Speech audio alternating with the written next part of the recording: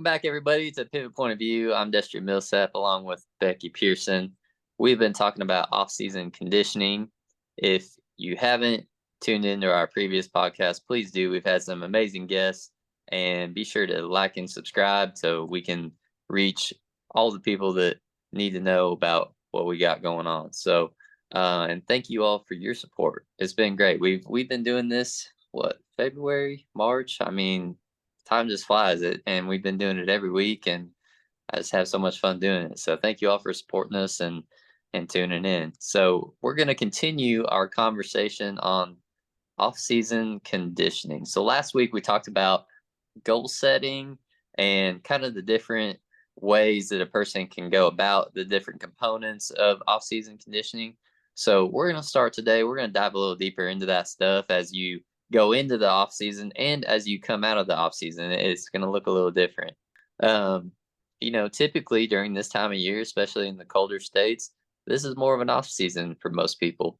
And they're going to shut down from November till about February, March, and then get ramped back up for the spring. At least that's how it was when I was in high school. I just high school rodeoed and didn't do much through the wintertime until my senior year when I had a greener calf horse, and I decided to take her to some jackpots during the winter, and that was part of my off season too. I mean, getting her ready for the spring rodeos and stuff, and having her ready to go was part of my plan at that time. And I was lifting weights and everything else because I knew that, buck 45 wasn't really going to cut against them calves in the spring. So, that's what I was doing in my off season at that time. So as you come into the off season, one of the more important things I think that a person needs to focus on for you and your horse is recovery. And so what does that look like? Maybe you're going to send your horse off to the spa and have them spend a week or 2 weeks or more and just get all the feel good treatment, massage, red light therapy, PIMP therapy, MagnaWave type stuff, whatever it is, all the feel good, get them looked at by your chiro or whatever manual therapist you use, osteopath for your horse. Make sure that they're in good alignment. So as they go into the off season, everything's lined up. And as they have that time off, everything's in line and can calm down and make them feel really good during that time. And as we know, just rest doesn't fix all injuries and stuff like that. You got to have some sort of active component to it, or get them worked on, get yourself worked on to make sure that things are in good alignment and working like they should. So Becky, what kind of other horse type recovery options could a person use? Yeah, well, this is a great time to be talking about this. Obviously, if you've been running and gunning a lot through the summer months and into the fall, a lot of the finals of a lot of associations have finished up, and there is kind of a natural time, whether you're in the northern states or the southern states, this is kind of a transition time. And so this is a great time to take a trip to your vet and see if you can identify any issues that your horse is having, because you now have some time to be able to this is totally distracting you watching you try to get that fly. Telling you, there's two of them now. Oh gosh, they're They're ganging up on eating you. me alive. I showered today. I don't know what the problem is. Dang it. Okay. But yeah, to identify just some things that may take some more time to fix with your horse. So for example, I went on Tuesday, took 2 horses to the vet. First one that I wanted to take was my horse Big, because actually right now is kind of our go time, so I spend the year mostly chasing the girls around. And so winter is actually more of a time for he and I to go. And so and we've been working on some things with him, getting his breakover fixed in his front feet. We now over the past few years have developed a negative palmar angle in his hind feet. And so I wanted Paul's opinion on adding wedge shoes to his hind feet. And so we're going to work on that. And this is a great time to do some of those changes and to see how he reacts. The other horse that I took with me was a young horse, a 2-year-old that got started this summer. And she was not, I did not own her at the time. She was sent off to a colt starter, had developed a lot of attitude at the colt starter, was labeled as a very marish mare. And that was one of the reasons why the people were wanting to sell her. And I actually had raised her. And I thought, her mom was a little marish, but not unmanageable. And so I did buy her back from these people because I knew she was a pretty special little mare. And but when I got her home, so I've had her home for about 2 months, and got her home, just got her eaten again, real, get her on a good diet. I do think she was fighting some ulcers. She was a little sore in her ulcer points when I picked her up. And then just I didn't have her on Regimate like they had. I just wanted to see what I had. So, we just basically just got her belly right, and she's not shown any marish behaviors at all. And so I wanted Paul to kind of take a look at her. I used Paul Fornstrom in Pine Bluff, Wyoming. Huge shout out to that guy. He's a great vet. And I wanted Paul to go through her to see if we were dealing also with some, if she had any cysts on her ovaries or things like that. Thankfully, she's palpated great. She had a couple little chiropractic issues that he worked on. And I'm going to give her off until the first of the year. I think a lot of these northern futurity trainers, they break those colts or get them started as 2-year-olds, and then, get 30, 60, 90 days on them, but then they turn them back out to help them freshen up. And I really think that's what this little filly needed, was just some time to freshen up a little bit. I'll get back on her after the first of the year, but I wanted to see if there was something else going on physically with her, so that we had some time this winter to work on it. So I think right now is a great time to take a trip to your vet, because it will give you the time you need to work on some issues for sure. How about you guys? Do you kind of take a little time to go to the vet and see what's going on this time of year? Or? Well, you make a lot of great points there. I mean, first of all, yes, in order to get something back to baseline, you need to know what's going on first. So if you've had any type of issue with you or your horse, go see your vet, go see your orthopedic, PT, athletic trainer, whoever you see, chiropractor, and make sure that you get yourself back to baseline. The other part of that you mentioned that I really like was the fact of if they've lost condition, get get some eyes on their feed program, and get them fed back up from being run down of the season and stuff. Obviously you try to maintain and everything else, but they're gonna get sucked up a little bit sometimes, or maybe they had an injury and got way down in condition and they've been dealing with something, or like you said, the ulcers and stuff like that. So I think it's really good to go ahead and look at their nutrition program to get them fed back up like they need to be and help their muscles recover during that time. And also, look at your own nutritional program and see what you're missing, and whether you're trying to gain muscle or lean up or whatever you're trying to do. Because this is one of the things that people get so hung up on is, they need to lose weight, they need to lose weight, all this stuff. Well, I'm just going to tell you, 6-pack abs are made in the kitchen most of the time. All right, Mhm. you need to be strong and everything else. Being fit and being strong is very important, but it ain't just about losing weight. You want to lose weight, look at your diet, look at what you're putting in your body, read some labels, and really take an honest look at all that stuff, and know what's going into your body and if it's beneficial for it. Maybe get some blood testing and stuff like that to see what your body needs versus what it doesn't really get along with, and then you'll hit that straight line like we do with your physical condition. If you go back, a while back, we had Jimmy Nichols on the podcast. She's a great resource for the horse nutrition stuff. So, if you need to get in contact with her, we'd be happy to help you. But that is one avenue that a person can definitely do if, instead of just throwing stuff at the wall and hoping it'll stick. Go talk to somebody that's an expert, and you'll probably save yourself some money just going directly to the source in the process. Yeah, and I do believe Bluebonnet's nutrition consultations are free. And so, anybody that has any questions about whether their nutrition program is appropriate for their horse or not, that's a great resource to have. She's very knowledgeable. Her team is very knowledgeable. And so, yeah, definitely take advantage of that resource and tell them that you heard it here. So they know that this was where you heard about it. So the other point that you brought up there, Destry, just like with ourselves, last week we talked about the goal setting.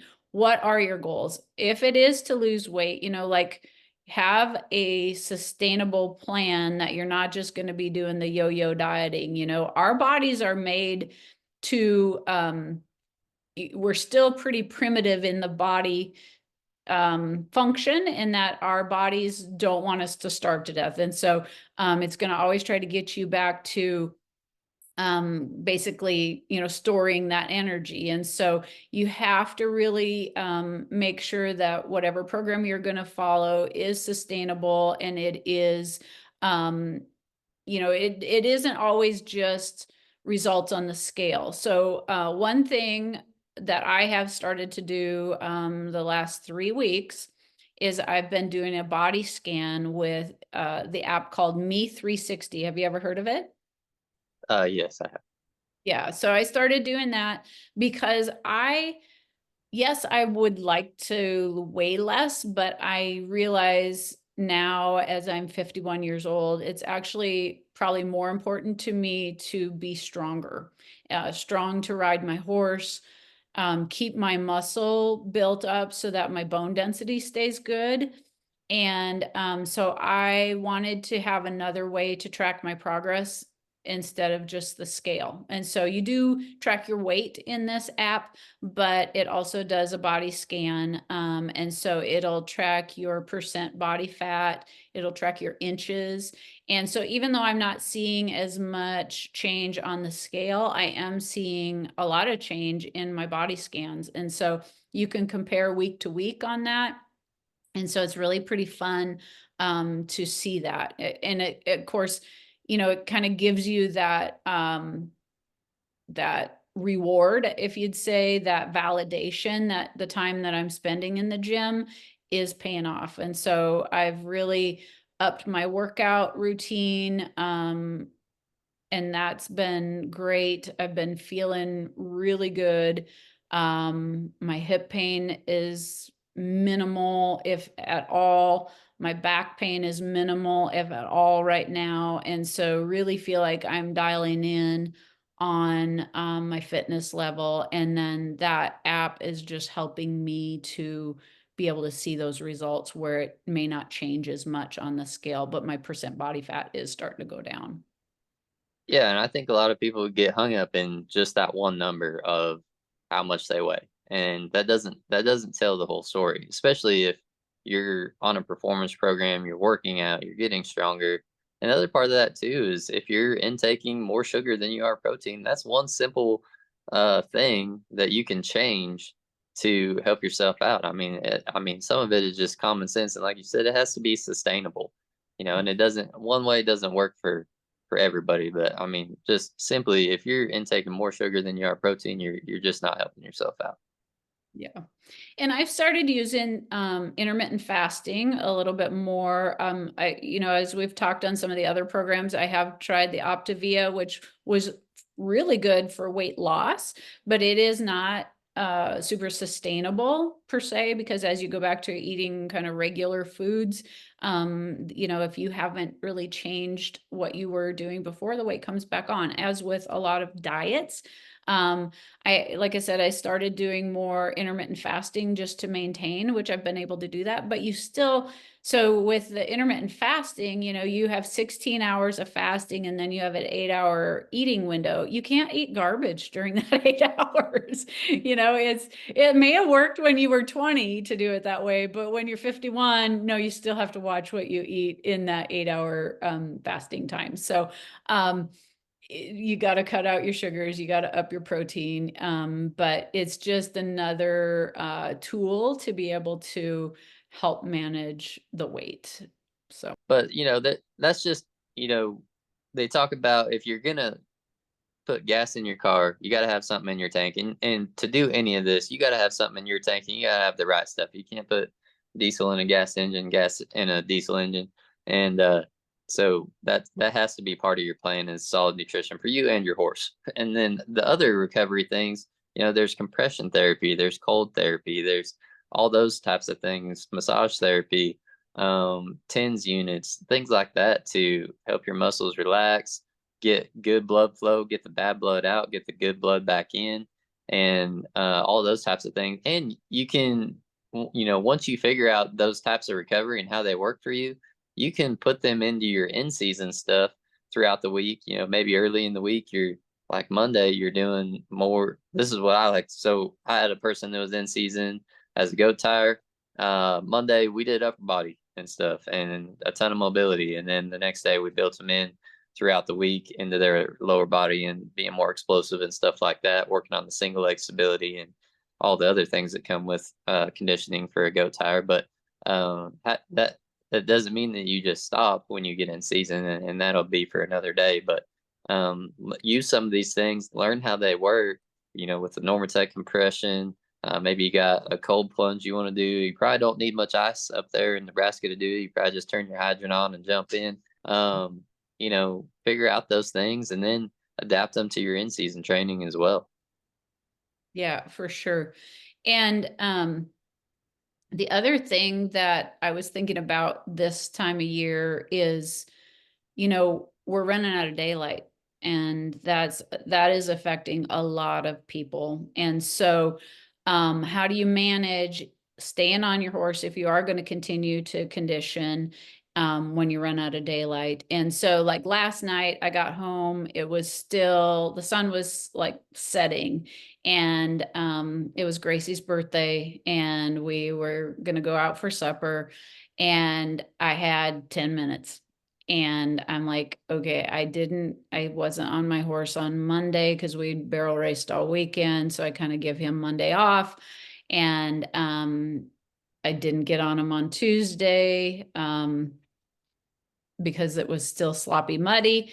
But I have a round pen that has sand. And so I put the Pro 6 on him. If you don't know what that device is, do listen to our podcast with Linda and Jill from Pro 6. It's a great device. And I ran him around in the round pen with his Pro 6 on. And this weekend, my goal is, I got some little solar lights that are motion activated. Those are going up in the round pen. But if you really, like, if your weather's good and you just run out of daylight, tell you what I did last year. I just brought the car out to the arena and I left it run while I rode, and the headlights were shining on the arena. Where there's a will, there's a way. So if you need to get on that horse and ride, but you don't have the daylight, get your car lights out, like get riding in the car lights. And then for you as a rider, if you're finding yourself in the house because it is dark, that's a great time for you to do your conditioning, your program. If you're not a morning person and you don't want to get up and do it first thing in the morning, which I highly recommend, do it in the morning, because otherwise your day just gets away from you.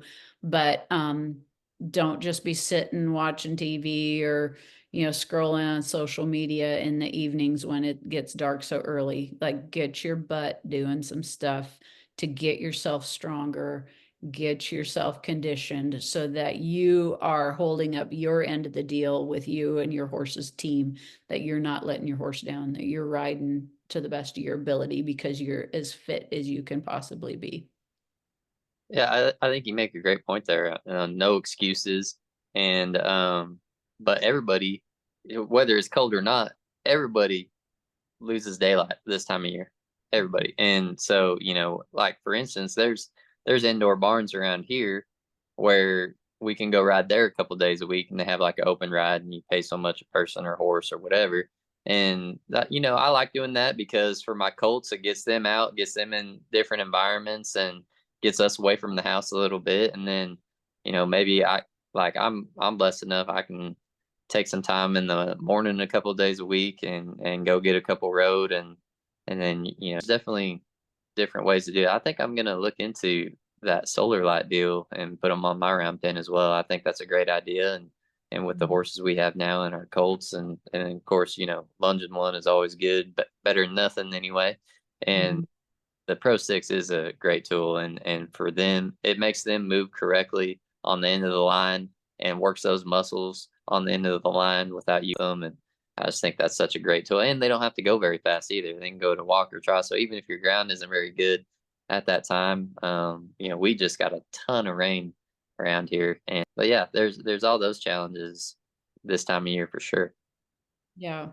Now, I will have to say with this, with these little solar power lights that I got, like they are motion activated and you have to be like right there and they don't stay on very long. So that's why I think if I have them on the round pen, the horses go and buy them more frequently so they'll stay on. I don't know. We'll see if that'll work out. But if anybody has some great solar powered arena lights, I'd love to hear about it. I've not really read very good reviews on a lot of the solar lights, but yeah, if somebody has some that really work well, I would love to know more about it. So send us a message that with your favorite arena light that is solar powered.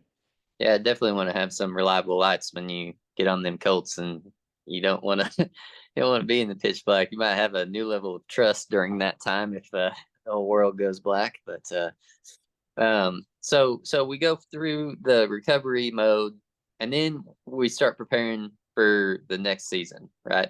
And so during that time, this is a time to build that power and strength. Once you get back to baseline, now you want to start to up your performance and work on the things that you really felt like you lacked during the season, whether it was getting up out of a turn and having the explosiveness to do that, leaving the box better, flanking tying, all of those things, working on your speed yourself, whether it's down the rope or to the goat, or just being able to have a more fast twitch response with your horse in the barrels or poles or whatever it is you're doing.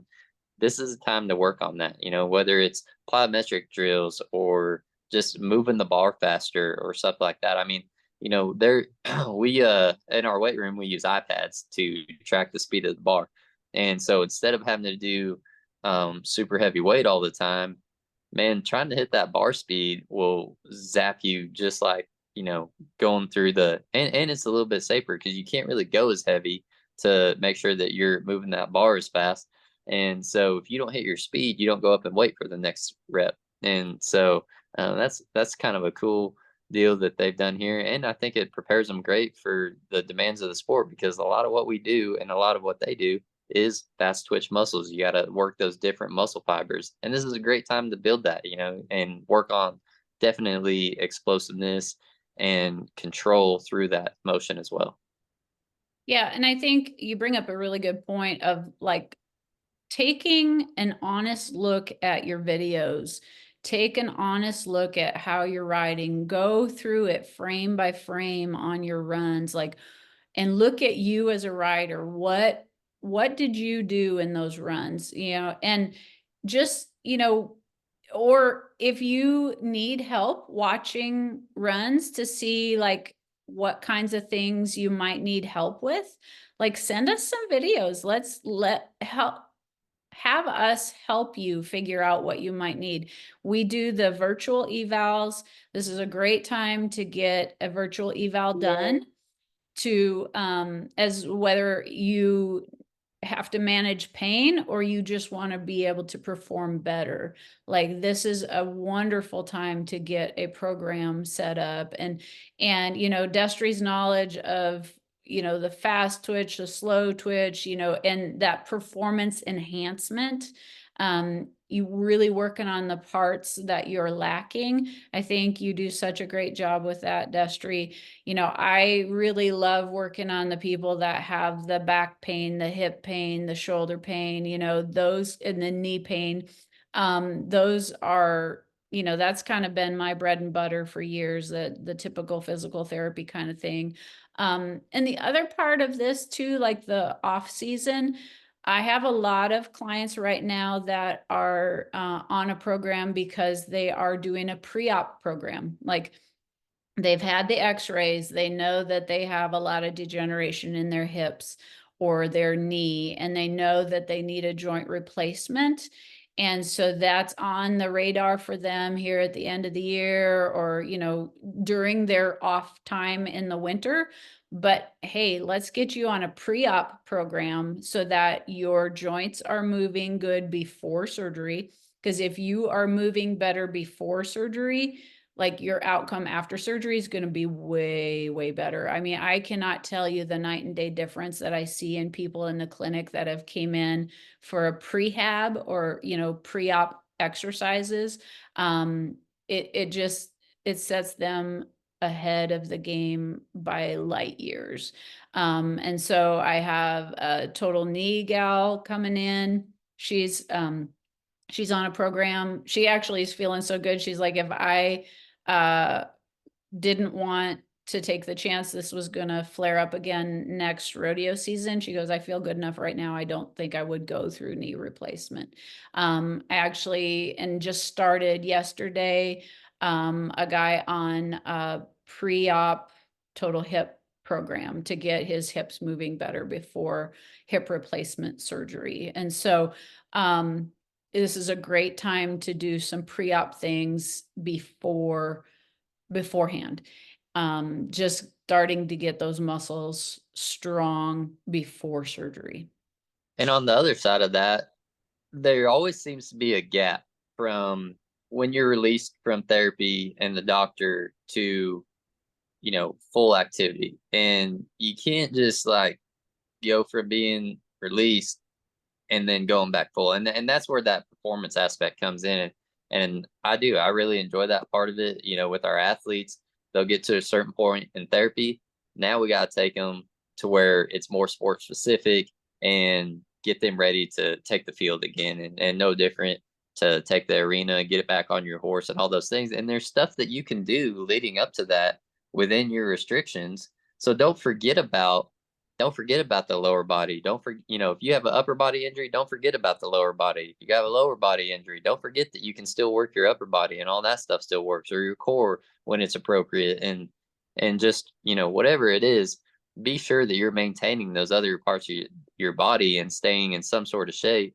So it's not a complete shock and you're ready to take that next step. I mean, for instance, I have a basketball player, ACL injury, brought him all the way through, done our dynamics, and then as we did our dynamics, I'm also have him on an interval running program, so he's getting himself in shape. So when he took the court, man, he didn't miss a beat. He was ready for that first progression back to practice of non-contact. He was in shape for it, and as he went through that, he continued to get in shape. We continued to up his interval running program, and by the time he's fully cleared, he's ready for it. He's in shape, and that'll allow him to get back on the court that much faster and have success, and be safe too. If you're in good shape, things are just going to hold up better. And so bridging that gap is also something that, man, I really enjoy doing. Yeah. And I think that's where, with you and I's background, not only in the athletic training, physical therapy world, but our knowledge of horses and what it takes to compete, because we do both still compete. Like, I think that's, you go through, get your surgery done, go through your traditional PT. And if you are still wondering, okay, am I ready to go back to doing my equine sport? Like, give us a call. Like, let's do an eval, because there are probably some things that we can tweak with our knowledge of horsemanship and riding that your regular physical therapist in town probably isn't thinking about. That regular PT that took you through your knee rehab, they're happy if you get to 120 degrees of knee flexion, but they don't understand like stepping up into a stirrup. What does that take for range of motion and strength? Your back surgery, your back pain. Okay, yeah, you're pretty functional, but you can't sit your butt down in the saddle like you need to for a turn, or, even the people that are doing the Western English pleasure, like you're being judged on how you ride. And so you've got to be able to sit down in that seat deep. Um, and so we can help bridge that gap, like you were talking about, bridging that gap, because I feel like our knowledge of both the medical side of it and the horsemanship side of it is really, like, I don't know that there's very many people out there doing it. So I really feel like our expertise is going to be put to good use on people that are looking to get back in the game after they've had a surgery. Yes, absolutely. And like you said, we can collaborate with that person as well. It doesn't have to be a one or the other deal.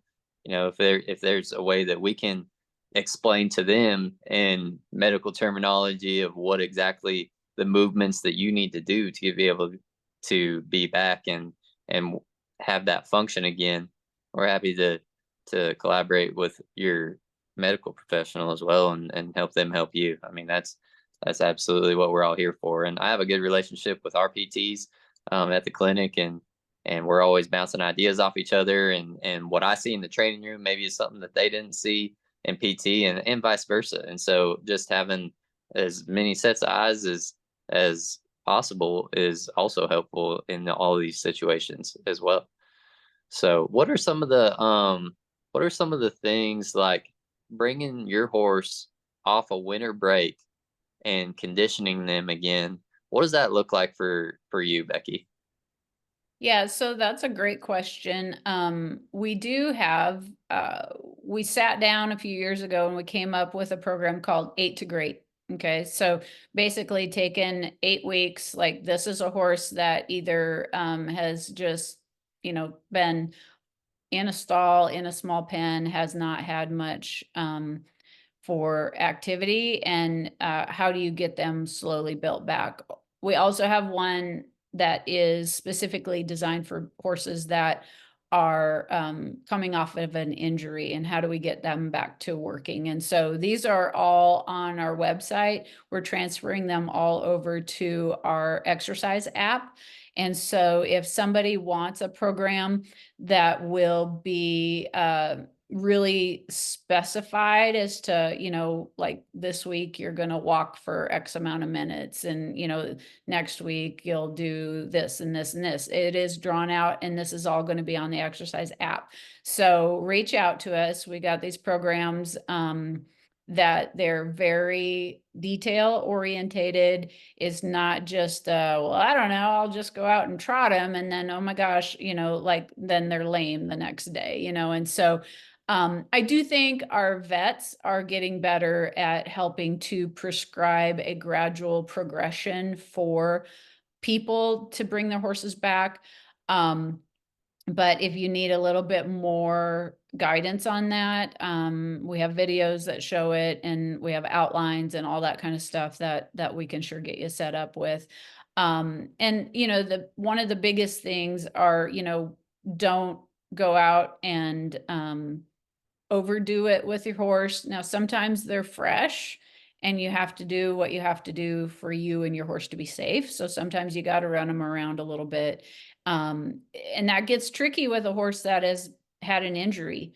And so, we may also need to balance that out with a calming med or something like that. I mean, hand walking usually isn't too out of control usually, but sometimes it can be, especially if you have a dog that wants to come up and help you out too. I've had hand walking instances where, yeah, they're just they've been in a stall for 6 weeks recovering from this injury, and they're like fire breathing dragons. And so you may need some help from your vet to get a little bit of sedative or something to help this horse so it is not going to hurt itself. I've had them pull away from me and run around the arena.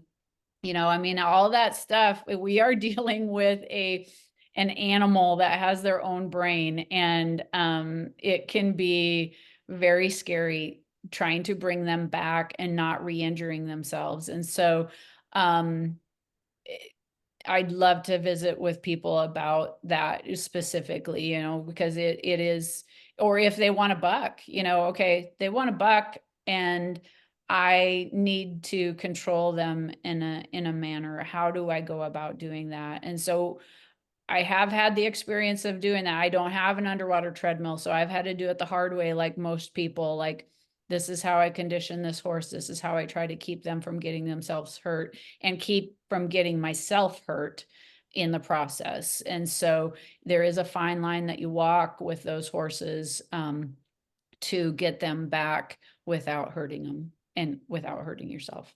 Yeah, and I think any trainer will tell you the ground respect is a huge deal anyway. And so, even if you just take that time to work with them on the ground and gain that respect and relationship with them again and just start them all the way back over, it's a good opportunity to do that.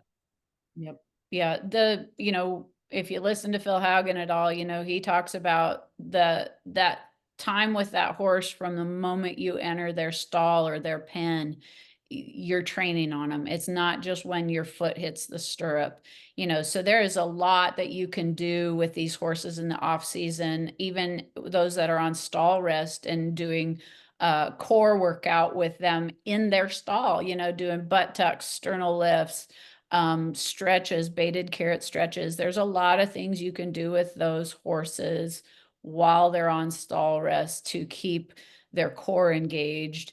And you don't necessarily have to always do just things ridden. You can back them down the aisle in the barn. There's so much, like you said, so much that can be done, um, just on the ground, that you don't always have to be in that horse's saddle to make a difference with them.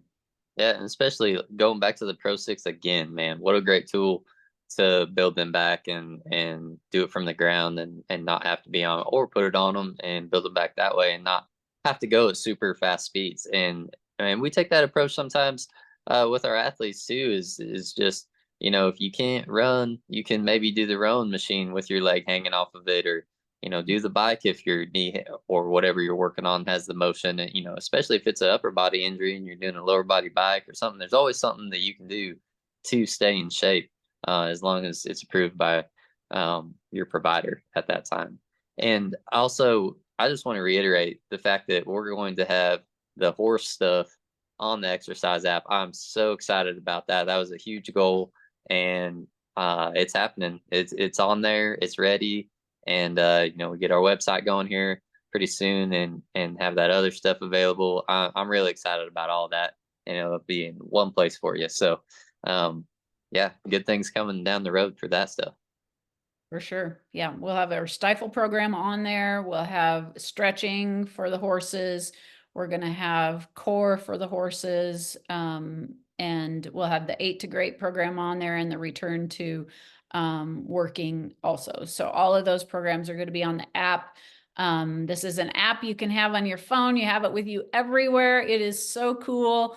I just love showing people the app and showing what we can do. I think it's it's it's a great tool for us to have. Well, I'll go ahead and close it out. And thank you all for listening. And again, I hope that you guys have a great off season and upcoming holiday season. And as always, let your health be the pivot point to your success.